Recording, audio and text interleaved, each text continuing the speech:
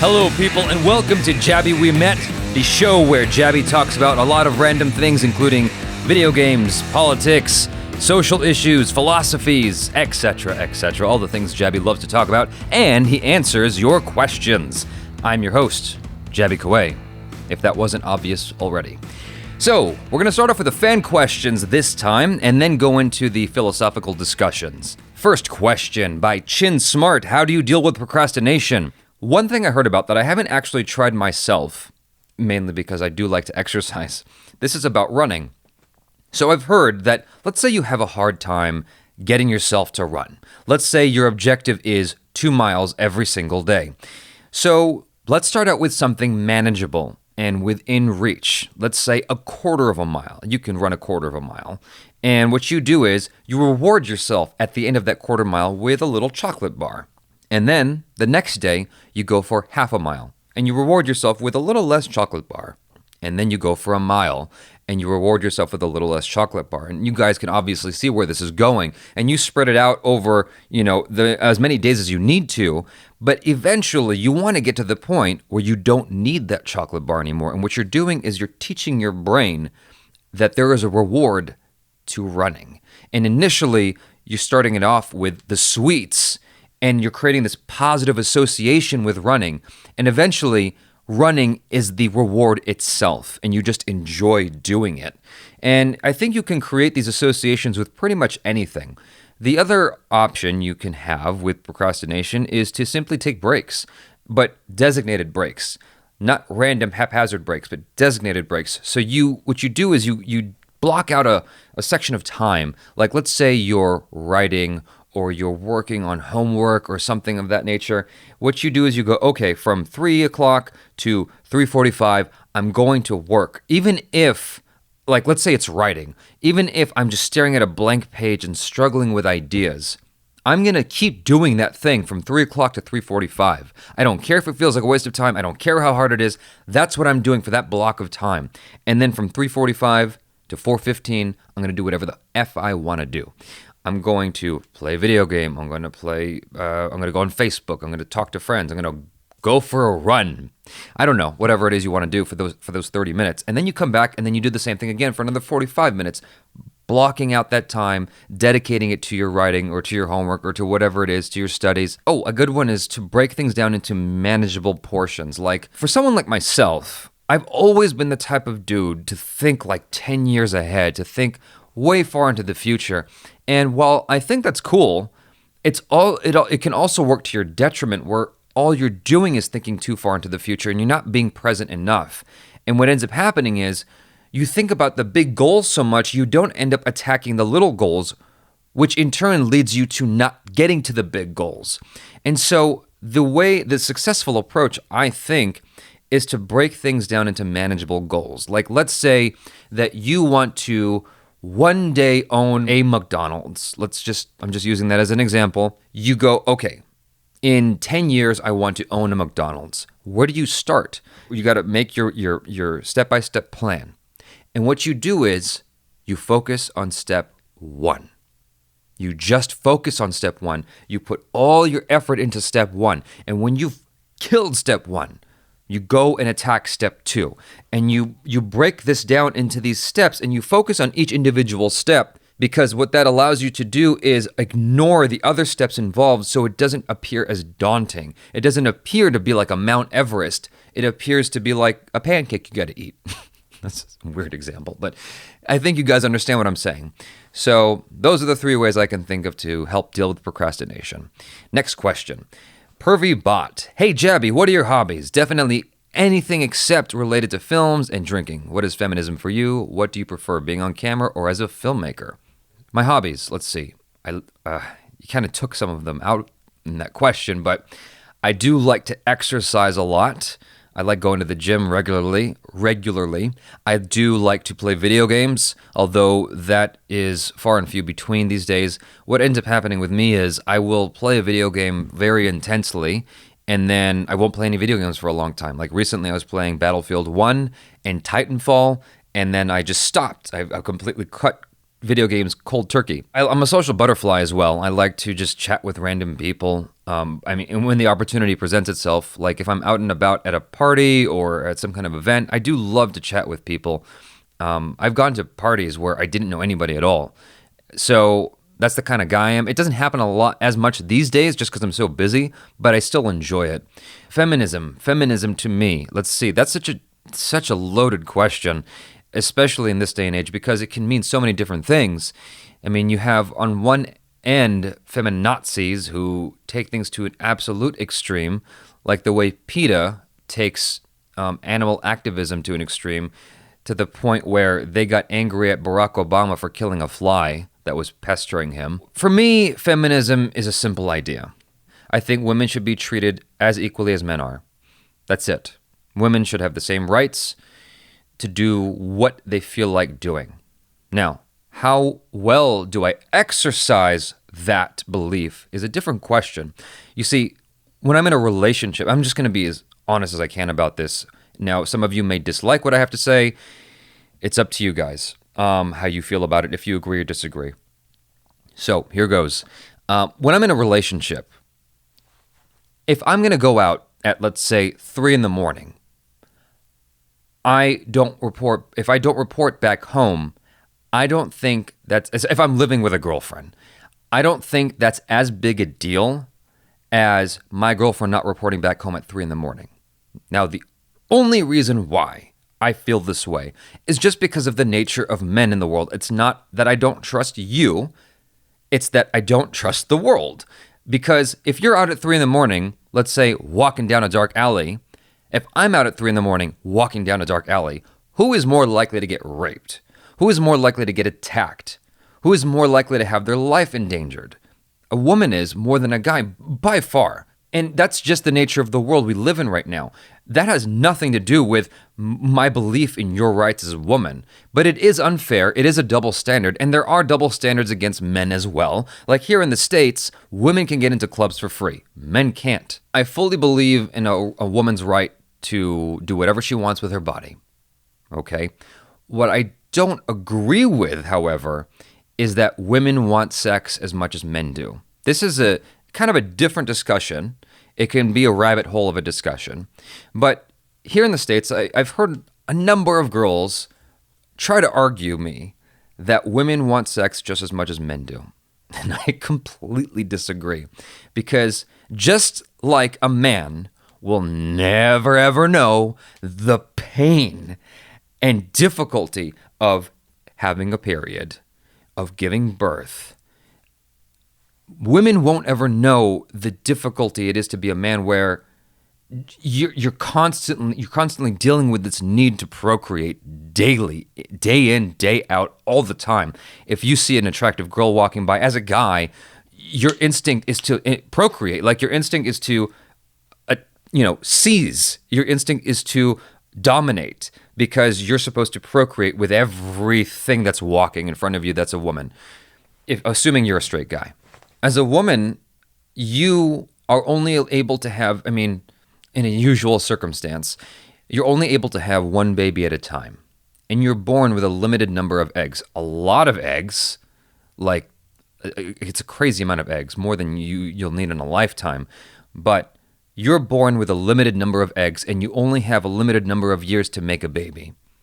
And therefore, naturally, biologically speaking, you are in a position where you have to protect your body, because if someone impregnates you, you are on lockdown for 9 months, and you can't make any other babies. Whereas a dude can make a baby here, make a baby here, make a baby here, and he can just keep making babies all day long, and it doesn't stop. And he keeps making sperm for the rest of his life until he's dead, and even a little bit after he's dead. So I've heard. I haven't confirmed that myself, and I don't care to. But the point is, I believe in equal rights, but I don't think things are biologically equal. It informs how I behave in a relationship, and it may appear like I don't believe or practice complete equality in a relationship, but I do believe in it. I believe that, like, let's say I'm dating someone, and she does want to be out at 3 a.m.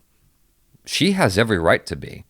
She has every right to go down that dark alley, even if I protest as much as I protest. I have no right to actually step in her way. Am I going to raise hell about it? Oh, yes, I am. I have the right to raise hell about it. But she has the right to ignore me if she feels like it. I don't know if I've made any sense, but I hope I did with regards to my beliefs in feminism and biological equality versus sociological equality. What do I prefer, being on camera or as a filmmaker? I do both all the time. Right now, I'm on camera for this podcast, and then I'm going to edit it. I'm doing both all the time, and that's what I love. I love doing both. I have a passion for both acting and directing and writing and producing, all of it. Alina Anthony, what would you suggest for those who don't really know what they want to do for a living? The people who are interested in a variety of different subjects, issues. I think I addressed this in the previous podcast, but there's a filmmaker, Tyler Perry, who said, pick the thing that will open the doors for the other thing. Let's say you want to do real estate, you want to own a business where you sell dogs and take care of animals. Let's say you want to open a nail salon someday. Let's say you want to join some kind of social program that helps out the youth in need. Which of these things is going to be the thing that helps you do all the other things? Right? And in the examples I laid out, real estate would be the first thing you pick because that will give you the freedom to eventually do all the other things. That's the only way I can think of to do it. Now, for me, just using myself as an example, I tried to follow, or I am following Tyler Perry's example. I have a lot of things I want to do, YouTube, of course, being one of them. So I put all of my life force into YouTube. I put all of my effort and just passion into YouTube. I set aside a lot of other things. I pushed a lot of things to the side and made YouTube my thing. And slowly what I'm doing is I'm building a team. Obviously, it's really tiny right now. It's just me and ACHARA and Pooja. But slowly my team is growing.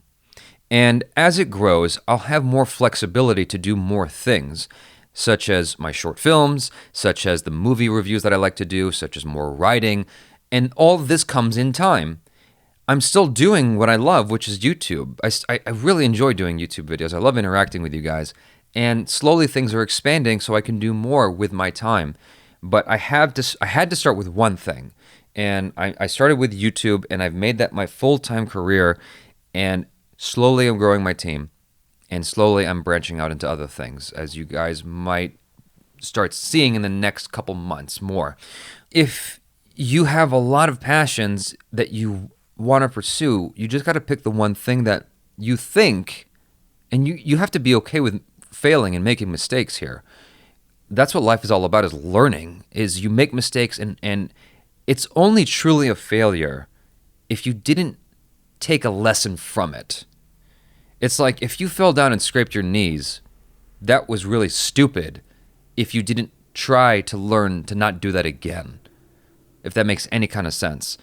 If you have no idea what you want to do with your life and you're kind of just an ambiguous question mark, I would try to find a thing that allows you to travel, or just go straight to traveling if you have that ability. Like, I met a woman once at a sushi restaurant here in Los Angeles, and she had a weird accent. I'm like, where are you from? And she's like, from all over the world. I'm like, what do you mean? And she says, well, what I do is I move to somewhere and I find a job and I work and I just live there for a while. I save up money and then I move again and then I live there for a while and find a job there and work. And she just keeps doing this over and over again. That's just her life. She's just traveling and exploring the world. I mean, can you imagine how freaking awesome that must be to just travel the world and work in all and truly live in all these different places around the world? If I didn't know what I wanted to do with my life, with my time, if I didn't have a passion, that's what I would be doing. I'd be traveling the world and just meeting random people and living in these different places and working at these different places, trying to find a job, just to sustain myself and save up money and move again and be a nomad, because that sounds like a lot of fun. So hopefully that answers your question, Aliyah Anthony. Sai Nad Chuhan. JABY, what are your educational qualifications? I think every fan of yours wants to hear from you. This is a great question. I like this question, and because a lot of us follow the lead of someone who isn't actually qualified and won't disclose the fact that they're not qualified. When I give my advice to people, I say take it with a grain of salt. I'm not perfect. I'm just sharing my life's experiences, sharing what I would call empirical evidence. That being said, if you're listening to me and you're listening to my advice, take it with a grain of salt. Compare it against what other people tell you. That's what I say. That's what I like to do in my own life is I'll take the advice of different people and find a happy medium that makes the most sense to me. Srikarjam. What do you do when you're not doing YouTube videos? Exercising, playing video games, writing, talking to friends, talking to the people I love. Occasionally I do a Periscope. Abhishek Yadav. Hi, JABY. My question for the next podcast is that if you're passionate about something, should you follow it irrespective of how good you are at it? There's this book called Outliers. I think that's how you say it. If you are passionate about something and you're putting in the time to study it and practice it, there's this kind of shorthand rule of thumb that's called the 10,000 hours rule. If you want to learn how to play a violin, you practice and practice and practice, and you put in your 10,000 hours. And the idea is that after 10,000 hours of practice, you are a master. You have mastered that violin. You have mastered that craft. If you are putting in the time day in and day out and practicing all the time, you're going to get good at it. It's inevitable. You'd have to be deliberately stupid to not get good at something you're practicing all the time. So there's this movie on Netflix, or at least it used to be on Netflix, called Jiro Dreams of Sushi. I think that's what it's called. And I didn't finish the movie, but I remember what I watched of it. Jiro talks about how, I think it's the Japanese way, to practice the same exact thing every single day. And that's the only way you can become a master at your craft. And so this guy, Jiro, every day makes sushi. That's all he does, is he makes sushi. And he perfects his sushi. People have to book his restaurant well in advance. And you don't even get to sit down for a long time. It's not a sit down and dine restaurant. You're in there for maybe 15 minutes and you get the F out. That's how good his sushi is. That's what you get when you practice the same thing day in and day out, is you're a master at your craft and people respect you for it. So if you're passionate about something, I wouldn't say you should follow it irrespective of how good you are at it. I'd say you follow it and you practice the hell out of that craft. You practice the hell out of that passion, and you will be good at it. Ratuj Antour Car. Hey, JABY, question for the second episode. Do you think that YouTubers and artists like you can help bridge the gap between cultures and countries, and they get to know how certain people really are and not the stereotypes they had in mind? This is a great question. The way I got into the Bollywood stuff was with the intention of sharing Bollywood or Indian films with my American audience, or rather my Western audience. What happened instead was totally not something I could have anticipated. I'm happy about what happened. It's not what I was expecting or looking for. It's just what happened, It's hard to tell, honestly. It's like I'm trying to do that. What you're asking me, I am trying to do that now by continuing to bring in American videos and Indian videos at the same time, and slowly bringing in other international videos like Thai movies, Japanese movies, Korean movies, Brazilian movies, Greek movies. I'm trying to bring in these other things. It's difficult because I'm only one person, and it's hard to research all these other videos. I'm trying to get more people with time, like I said earlier, so that I can bring in these other videos, these films from other countries, to make the JABY KOAY channel more and more international and bridge the gaps between countries, and tear down stereotypes. For me, I've learned so much about Indian culture and cinema that I didn't know just a year ago from today. So I think it's possible. I think it's definitely possible. It just takes time. And hopefully I can get more and more people to help me out to continue that mission. Deadpool, funny voice. Jaby, I'm curious, but is reaction and review all that you want to do? I personally feel you can do more, although I'm no YouTuber, but I can tell you can do more quote unquote new stuff. Add more variety to the content. I'm working on that. This podcast right here is a prime example of how I'm working on it. Jayesh Kadam, Jaby KOAY, and please tell us why Mumita is not in the KOAY family now. Mumita's in the KOAY family for life. She's just a busy person. She moved to a different city and ended up getting really busy with her new job and doesn't have as much time for me nowadays. But we still talk from time to time. It's not as often as I'd like or as she'd like. We're both really busy and our schedules are totally not lined up at all. She's in the KOAY family still.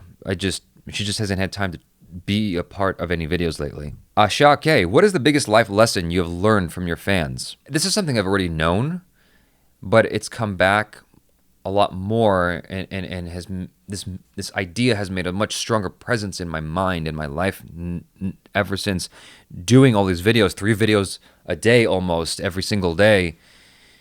It's that everything passes.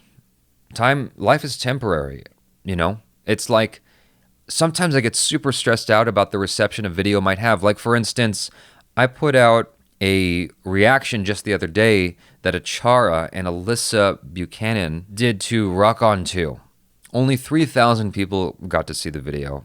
The comments started coming in and the votes started coming in, and I noticed a lot of people talking about how the Rock On 2 flopped and, you know, why am I trying to milk this movie? This can easily digress into a whole other thing, so I'm going to try to keep this short. To answer the question directly, the main point is, it's a problem today. It's not going to be a problem tomorrow. It's going to pass. It's like there's no point in getting stressed out about it. New bullshit will arrive, and it will pass as well. Right now, I'm struggling with Z Music Company trying to claim my videos. Not trying. They are claiming my videos, and I'm trying to work with them.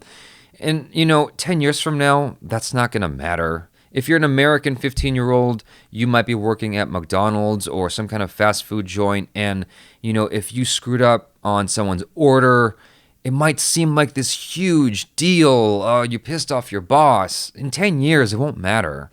It just seems like a big deal in the moment, but if you can try to step back and see the bigger picture, you'll see that it's not that big of a deal.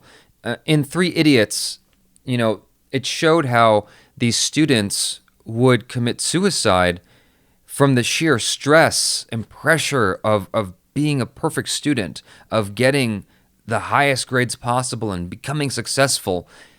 It's like, this is just a passing moment. It's going to pass, and you're going to move on, and you're going to do other things.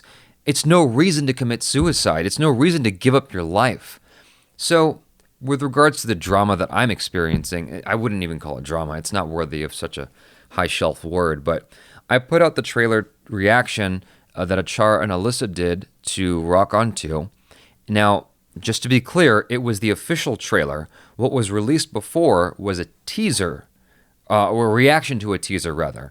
So it wasn't the same video. And some people were accusing Jaby of trying to milk the same trailer to get more money out of that same trailer, which is such a weird thing to accuse me of, because it's like, it's so obvious that that's not what I'm doing, in my opinion. If I was trying to do that, if that was my primary goal and objective, what I would have done is anytime a video on my channel blows up, like let's say Shivai or Dongal or whatever else, I would bring back every single guest who's ever been on my channel and new guests and have them each individually react to a video solo by themselves and put each of those videos out. That would be ridiculous. That's not what I'm doing. That's not what my objective is. Just recently before, I had ACHARA and Naomi, I think, do a reaction to a video I'd already seen. And, it was AIB Flights. Honest Flights, that's what it was. And I'd seen the video already, but ACHARA hadn't, and I thought that she would give a great reaction to it, as well as Naomi. So I had them watch it. And then I got accused of trying to milk this one video, and it's like, these people haven't watched it. It's a brand new video. It's a brand new reaction. And I realized the hate and the negativity it's gonna pass. It's gonna move. We're gonna move on from that the next day, and it won't matter the next day. Eventually, all things come to pass, and they don't matter anymore. Asha K, if you get an opportunity to become a full-time reviewer in India, or on like a big glamorous TV show or something, would you take it up, or would you pursue your dream of becoming a filmmaker? If I'm being offered both things in India, like let's say YRF says, hey JABY, we know you make movies, we'd like you to make a movie for YRF. And then at the same time, some Indian news organization was like, hey, we'd like you to review movies for us. I'm going to immediately go with YRF's opportunity and make a movie, even if it's a low-budget movie. That's what I'm going to do first, because filmmaking is my passion. If I'm in a position where a news organization's offering me a job to do full-time reviewing in India, and there's no other opportunity, I'm going to take that opportunity to review movies in India. That sounds like a lot of fun. Like, that just sounds really cool. At the same time, I'd be saving up money so that I could make my own movies. I would not give up on my dreams of becoming a filmmaker, is the short answer. Ananth Bot 1992, you've reviewed a lot of Indian movies. How much have they influenced you, if at all, when it comes to filmmaking? Well, I haven't made any movies or short films since watching Indian films. So until I do that, I can't really answer that question. Time will tell. One thing I've thought about, actually, is putting more Indians into my content. There's a script that I wrote some time ago, actually, and I was approached about it by a producer my dad introduced me to some years back, and she loves the script that I wrote with two other people. And I told her, I am likely to want to change this particular main character to Indian, and she said she was fine with that. Because the whole thing about the script was introducing kind of American ignorance against a particular ethnicity's culture and traditions. So that's how it's influenced me, if anything. MRV Velodra. JABY KOAY wanted to know what your parents think about when you do reaction videos. What's their reaction? My brother, Greg Alba, used to be known as Ryan Wright. And Ryan Wright was a very different persona from Greg Alba. And my mom told me straight up, she's like, I cannot watch Gregory's videos. It's just too much. It's too much. Because Ryan Wright is a very perverse character, and Greg will admit this in a heartbeat. And so he kind of abandoned that persona, in favor of just being himself. And I haven't gotten an update from my mom yet. I don't know if she even realizes the change that's happened. But that's with regards to my brother. With regards to myself, my mom doesn't really pay attention to my videos. All she cares about is, are you able to take care of yourself? That's it. Like, you can do whatever you want. Are you able to take care of yourself? Are you safe? Can you feed yourself? Okay. That's all we need to talk about. She keeps it pretty simple, basically. And she ends up talking to her Indian coworkers more often and telling them about me. Shubham Dasgupta, before you started reacting to Bollywood stuff, what is the first thing that came to your mind when you thought about Bollywood movies? Slumdog Millionaire, and I'm sorry for saying that, for those of you who hate that title, and Chak to China. Those are the two things I thought about when I thought about Bollywood, honestly. And I know that Slumdog Millionaire is not a Bollywood film, but it's what I thought about when I thought of India, Indian films, Indians in cinema. Shivam Sharma, JABY KOAY, how do you deal with rejections, heartbreaks? How to cope with peer pressure, according to you? Those are two very different questions, but I'll do my best with that one. In November of 2015, I broke up with my ex-girlfriend because it was a long time coming. It was a shitty situation, and it needed to end, so I ended it. But it was still heartbreaking for me. My ex-girlfriend and her daughter were my family. For 4 years, they were my family. That was tragic for me to lose them, because after that breakup, I was completely cut off from them, and I wasn't allowed to talk to them anymore. And that was tremendously difficult. And I went into a very, very dark place. Chuck and Sarah had to console me. If you guys don't know who Sarah is, she appears in my videos right before I started doing the Indian trailer reactions. Sarah really took care of me and got me back to good. And Chuck also was checking on me a lot. And Chuck said something very specific. I kind of knew already, But when he said it to me, it drove the point home. And this isn't exactly how you have to look at things, but it does help in a moment of heartbreak. He said, get back at her by becoming the biggest success possible. That was it. When he said that, I was like, oh, I got to put my entire being into something. And I did. And I started putting myself entirely into YouTube the way I do every day now, being completely 100% focused on my passion. That's how I dealt with heartbreak. Peer pressure. Peer pressure is a complicated thing because you're either susceptible to it or you're not. I haven't really ever been susceptible to peer pressure. I've been around people who were drinking and doing drugs at a time that I wasn't into that stuff, and I didn't feel compelled to do it. I didn't feel compelled to partake in alcohol or drugs. I was fine to just chill and not do anything. There's a lot of people who aren't like that. There's a lot of people who feel the peer pressure and have to do it because, it's right there and everyone's watching or whatever. Some people just cave. Like, some people just don't know how to deal with it properly. And I think that ultimately the only thing you can do to cope with peer pressure, to deal with it, to combat it, is to recognize that that moment's going to pass.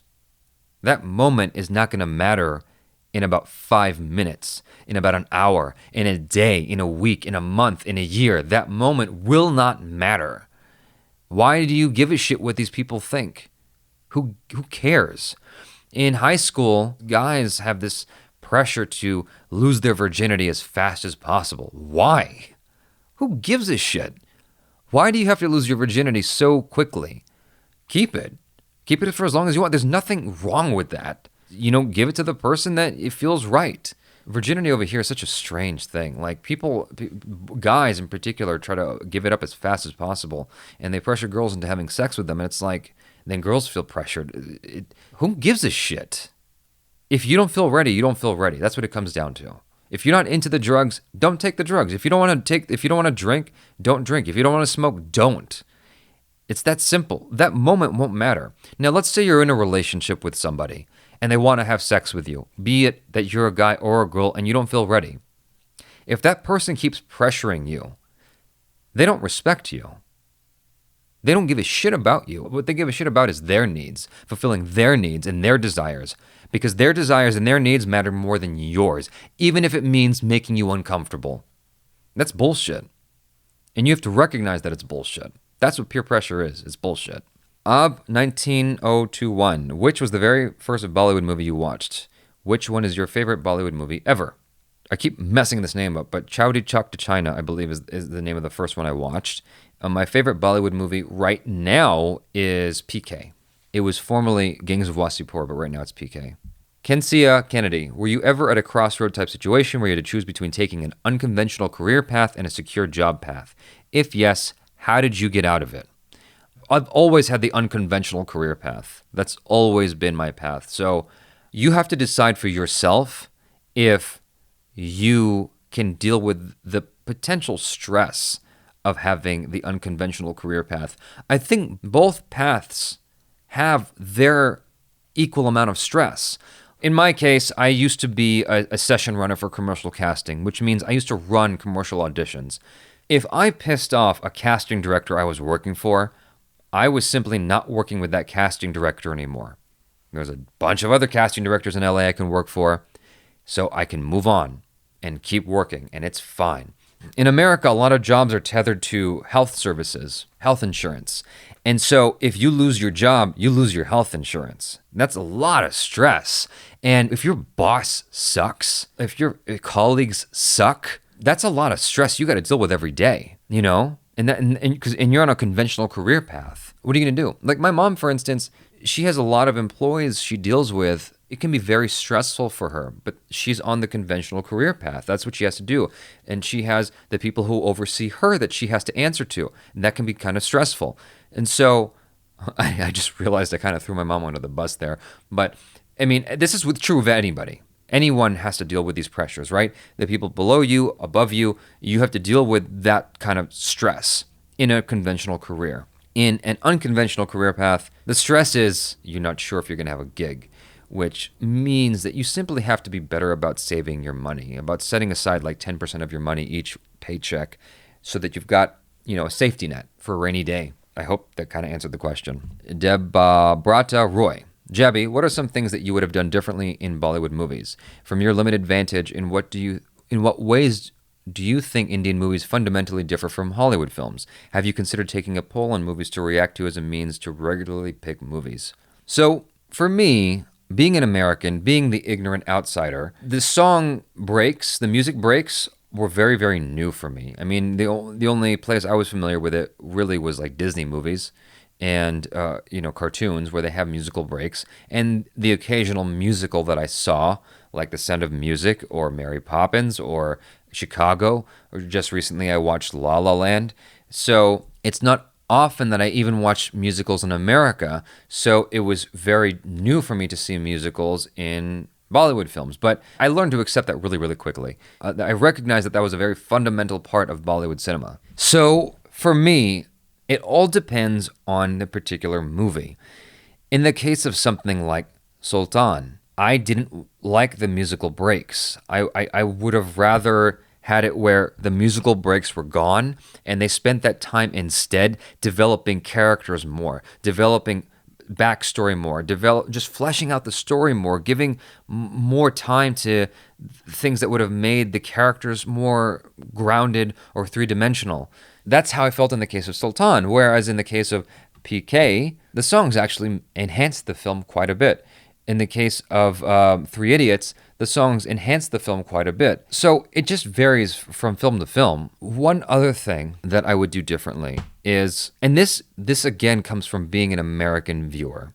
When I watched the movie Rustam, before I even got a chance to know Rustam, the musical was already painting him as this superhero, basically. At least that's how it felt when I was watching it. For me, that pulled me out of the movie. That frustrated me a bit because it's like, well, let me decide as an audience if this guy's good or bad before the music tells me he's good or bad. That frustrated me. I would have rather that not been there. That's what I would have done differently in that case. Is there anything inherently wrong with that song where they make Rustam into a hero? No, but I'd rather that be at the end credits rather than right when they introduce Rustam. I watched the South Indian fight scene and did a reaction to it. I noticed that the editing was quite a bit choppy. I would have done that differently and made it less choppy. I mean, that's such a difficult question to answer because every movie's different. It's like saying, what would I change about women?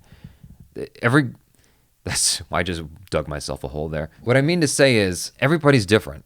What would I change about human beings? That's a better question. That's more politically correct.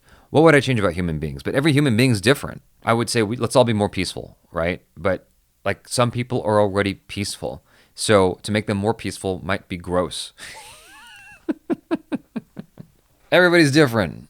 That's the point. Every movie's different. Every song is different. Well, not every song, but I'm not gonna paint all of Bollywood films with a generic brush like that because there's a lot of variety there. So that's a hard question to answer. From your limited vantage, in what ways do you think Indian movies fundamentally different from Hollywood films? Well, one thing is there's a lot more musical breaks in Indian films in general. Hollywood spends a lot more money on visual effects and special effects in general. Have you considered taking a poll on movies to react? I've done polls. We've done that before. We don't always do it. We just do it from time to time. In the future, there's going to be a website, and it will have a voting thing that's going to be so much better than what it is now. ACHARA is working with a web developer right now to make that happen. It's coming soon. Shikhar Rohella. JABY, I just saw you in the background of an Emirates flight commercial with Jennifer Aniston. Was it in a studio or something, or was it in a real flight? It was in a real airplane that was on the ground. It was not in the air, but it was a real airplane. And god damn, those Emirates airline plane things are so cool.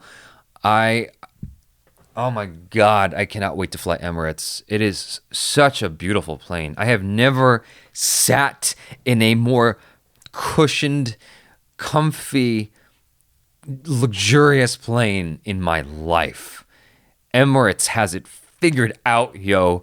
They know how to make a plane for the future. They know how to make a plane that feels lovely. I'm all about the Emirates airplanes, man. I need to fly on Emirates. If they said they would sponsor me and they wanted me to be in their commercial, I would do it in a heartbeat. I love the Emirates airline planes, and I don't even know how to say that properly. Pace Gaming, Xbox One or PS4? PS4, easily. They have a lot more exclusives that I'm interested in, and the hardware is better in general. The Xbox One can't even seem to make up its mind about what it's trying to do. I mean, they came out with the Kinect, and then they stopped coming out with the Kinect, and the games don't display in the full resolution as the PS4 games, and I'm like, you guys released at the same time. I don't understand how PS4 can have better hardware, and you're trying to sell it for the same price. I don't want to get into that rabbit hole. The short answer is I go with PS4. I own both systems. I bought both systems when they came out, but I found that I play PS4 way more while my Xbox collects dust. And every generation of Xbox that I buy has mostly collected dust, which is sad to say. So I don't think I'm going to buy subsequent Xbox systems, at least not until they get super cheap. And even then, I would have to really weigh whether or not I want to play those games. So those are all the questions, and we're well over an hour now, at least as far as the recording is concerned. As far as the edit is concerned, I don't know. I may have chopped out a lot of my bullshit. I'm just going to talk about one thing that I feel like talking about so this video is not too long or too much longer. I want to talk about the social media vacuum. And I'm not just talking about on the internet. I'm talking about in real life. Just the vacuum of information that we often put ourselves in. So if you go on Facebook, most likely what you're going to find is a feed that is curated to you, that is custom made for your tastes. Now, this might seem like a good thing, but this is a very bad thing. And you find this on Twitter as well, and I think even Google. The reason why this is bad is because it puts you in a box of the same information circulating over and over again. It's almost like breathing in the same air over and over again. Or a more gross example is drinking your pee. And that's all you're doing, is drinking your urine. You need new information to be healthy. Mentally, you need a variety of food in life. You need a variety of people. You need a variety of movies and music. Like, you can't just have one thing. And when you only have one thing, it's unhealthy for your mind, for your ability to participate in the grand sociological landscape of things. It makes it harder for you to have an honest debate and to honestly look at yourself and your moral compass and your stance on issues. It's like it's harder. Whether you're on the far left liberal side or the far right Republican side or conservative side, rather, no matter what side you're on, if you're on an extreme, you are not looking at things objectively enough.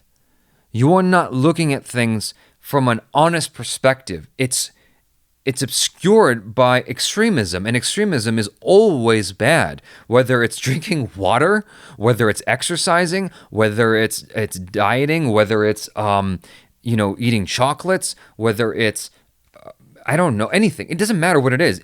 If you attach the word extremism to it, it's a very bad thing. It's negative. And a lot of us are subjecting ourselves to an extremism perspective because of these curated feeds, because of these feeds that are giving us what we are more likely and inclined to look at.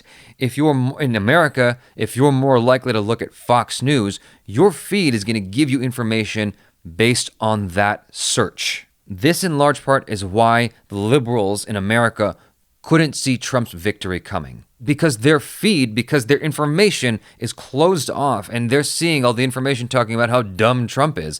Meanwhile, on the other side, the side that's hoping for Trump, that's desperate in a bad situation, who thinks that the government has turned its back on them, who thinks that the system has turned its back on them, is getting this feed on Trump and how wonderful he is. And I've seen some of those videos. Believe me, those videos are very well done. They are very well crafted. And if you're going to call it propaganda, Trump propaganda, it is very, very well done. I was watching some of those videos right after Trump's victory, and I realized, God damn, like, even as someone who totally despises Trump, even as someone who did not vote for him, I'm kind of being moved by these videos.